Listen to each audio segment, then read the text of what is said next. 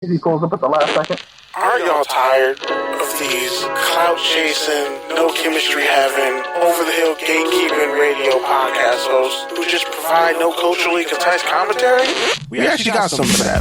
This is Touchdowns and Tangents, your weekly spot for NFL takes, topical tangents, and context for the culture. So tune in, because you never know if you're gonna get a take, a tangent. But either way, it's a touchdown. I don't know why everything's on fucking full blast, but fuck it, we'll rock with it. The value there. Touchdowns and tangents. Shut up, kitty. Touchdowns and tangents. Live adjacent from the Good News Sports Studio in Hawthorne, California. It's Pete D. Camerun here, once again leading the charge from Studio 2. Good News. And of course, on the line, as always, the man you love to hate, the resident E40 stan, Kenny Berry. How you doing, sir? Excellent. And I mean, I just want to point out that Too Short's a Bay Area legend. He left LA at like 15. So I think when we're talking about California music in general, LA needs to stop acting like the Bay Area is like some good time gal that you show up one You're weekend. just like E40 because he looks like he'll rock an Argyle sweater. He's rocked Argyle sweaters. I know. With Gucci shoes. And his liquor is very good. And on the other end of the line, by the time you all are listening to this, he'll probably be having a few nice, good cocktails on Christmas Eve with his puppy at his side. He's our audio man, producer. Eric, how you doing? I'm doing all right. You know what? I'm not minding the little remote stuff. I am literally dressed for a podcast. I have my robe and some Star Wars pajama pants on, so to do this at night. So it's not a bad thing to be remote. Well, at least you have pants on. at least. Yeah, I gotta tell you guys a story about that off air, but you don't contaminate the studio. Nah, I'm not. And of course, it's Christmas Eve by the time you're listening to this. So, Merry Christmas, Merry Christmas. Throw a Roman numeral in the title. Actually, you know what I just realized? I think I hit live, so I think we actually are live right now. Nice. Whose idea was this to have me go in the studio? I'm not fearing no pressure. No pressure.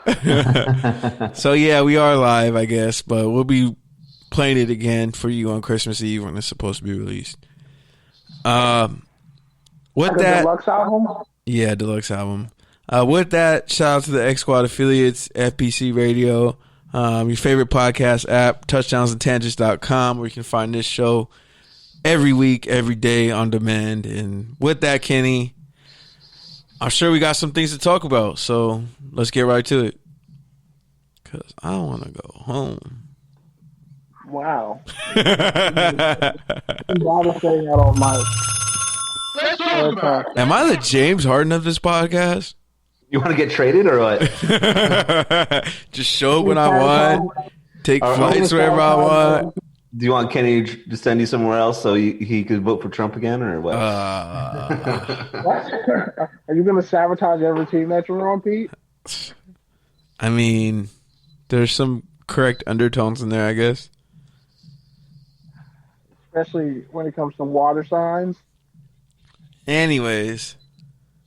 But speaking of, things being wrecked and, stuff like that, the Steelers are just exposing themselves in a non-sexual way, but just exposing themselves as a football team. It's kind of hilarious, actually. I mean, I think Mike Tomlin said it. He said we're just not that good right now. We're not as good as we have been towards the beginning of the season. But a lot of people pointed out the fact that their schedule was kind of soft anyways. Yeah, they had the weakest schedule in the league, and then you factor in they don't have a running game, which, by the way, I guess it's safe to say that James Conner is overrated. Is it safe to say that now? I say that. I couldn't say it like when he had recently came back from beating cancer, but I can say that now. Like, he was overrated coming out of college. Even if he never had gotten sick, he still would have been a decent back at best. And Brittany Snell's totally replaced him in the lineup, and there's really not much of a difference. They still can't run the ball, and the receivers drop 20 passes. And Juju is looking still more dancing on people's embarrassing logos. It's like, I felt bad For their logos? He's like the best. He's like the best USC receiver that's come out since Keyshawn. Damn. I mean, Pretty pathetic. I guess. I mean, they're also, their defense is just completely hurting too. They've lost almost all their real good star linebackers as well, and so their defense is just completely deflated. As well, the only thing they really have going for them right now is maybe T.J. Watt, who's having a stellar year, but it's other than that, is that defense is definitely deflated over the last few weeks. Remember when Kenny said T.J. Watt would be a bust? Just wanted to throw that out there. Sorry. That was for like 5 seconds, bro. And actually, if you recall me saying, I said if he's anything like the past Pittsburgh Steelers edge rushers and how they're going to use him, he'll be a bust. Oh my God! Here we go with the king of the disclaimers.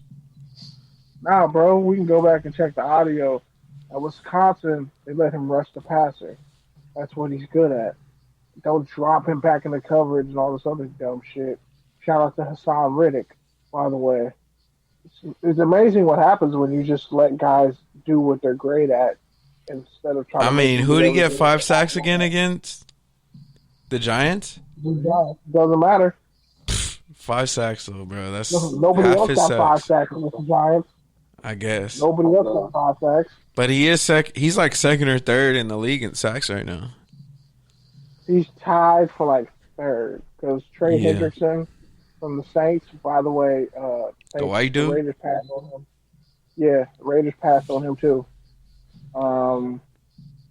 It's not Myles Garrett, but Aaron Donald and Trey Hendrickson both have 12.5 sacks, and then there's 3 guys tied with 11: Hassan Riddick, Myles Garrett, and I forget the third person. Jesus, and Myles Garrett missed a game or 2 games. Missed a couple games. Yep. Well, just think about it. Let me ask you guys this: do you think the Steelers get past the first round in the playoffs? Nope. I think Miami could beat them. I think the Colts could beat them, and Baltimore. Baltimore could beat them. Cleveland. The Raiders. Cleveland. I think Cleveland can actually beat the Steelers right now. They can run the ball. I don't think Myles Garrett played in one of the games that they played against him, if I remember correctly. Early in the season. Yeah. But still, like right now, you look at the trends, you still look like the Browns are going up, maybe leveling off, but the Steelers are definitely on the decline. So those two meet up in the first round of the playoffs. I think definitely it might be a typical AFC North game where it's decided by a field goal at the end. So that kind of matchup in the playoffs would definitely go to the very last possession. But if they get matched up with the Chiefs, which doesn't look like they would be, obviously, and then also or Tennessee, they'll get run over. Yeah. I mean, honestly, I don't think anybody wants to see Tennessee just because of how physical they are. And even Indianapolis is pretty physical. Ryan Tannehill had 30 touchdown passes. Who does? Ryan Ryan Tannehill. Tannehill has 30 touchdown passes. That's wild. That's wild. This is just insane. It's just a well-balanced team. Their defense could probably use a little more help, but I I mean, support those. yeah, like you have to always be playing the run, and then when you finally commit to the run, you're going to get steamed over the top. So that's, I mean, even how many flea flickers have they ran this year that were successful because of Derrick Henry? That's true. True. So pretty much, it's just the Ravens and the Raiders who are trying to get in right now, who have a shot.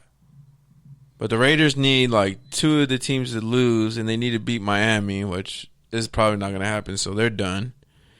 Which, by the way, losing to fucking Miami and them going to the playoffs is fucking despicable, considering that's like where Reggie McKenzie is. Like, There's nowhere to stand. like the Dolphins have literally rebuilt twice since the Raiders got Gruden and did a rebuild, and they're in the playoffs. And the Dolphins were in the playoffs after the Raiders were in the playoffs too. And they have more draft capital. Jesus Christ! Oh, you guys had a lot of draft capital. Not as much. No, not anymore. This year. Last year was Dolphins last have year. like a top 10 pick. The Dolphins have like a top 10 pick for sure. From And Houston? they have cap space. And Yeah, because think they about it have like this. They signed Byron Jones and Xavier Howard. Xavier Howard has like 10 interceptions or 9. Byron Jones got a pick last week. Their corners are playing like all pro corners. Their defense is coming along. And the running game, even though it's like pretty much by committee, those guys are killing it. So I mean, it's gonna be interesting. But as far as And so it looks like the Ravens. It looks like the Ravens pretty much need the Dolphins to lose this week to the Raiders. I don't think they To have are a though. I chance. think that not only do they win, and I think the Dolphins will go 11-5, but I think that it's just that if McDermott doesn't win Coach of the Year, Brian Flores has to win Coach of the Year. It's not even close to me. So pretty much, you think Lamar Jackson is about to miss the playoffs? Yeah. They'll squeak. They'll squeak in. Stacked. The Dolphins would have to choke, which some say it's possible. I don't quite see it, but hey, you never know. Well, right now the Ravens have the Giants and the Bengals on their schedule. The Dolphins have the Raiders and the Bills. So the Dolphins could lose out, and the Ravens could easily win out. It's funny just thinking about the Bengals beating the Steelers as bad as they did tonight, with so many injuries and everything. So you're saying you can't even look past that as if you're the Ravens. You can't even look past that last January 3rd game. Like, the Ravens have to be like, even if we went out, like, it behooves them because they beat the Browns. They have to become Cleveland Browns fans the rest of the year. I'd like to see Corey Davis in Baltimore. Corey Davis almost has 1,000 yards. He has like he's 895, quietly something having like a that. breakout year, which everyone thought he was going to be a bust. Amazing Which what he has happens kind of when been a you- bust up until this point. Yeah, but it's amazing what happens when you throw the guy a ball and develop a passing offense. I mean, that's true. Because they've been basically just running the ball for 2 years. Yep. That's all they did with Mariota. But do you think like this win buys what's his name, the head coach for the Bengals? Do you think it buys him some time? What's his name?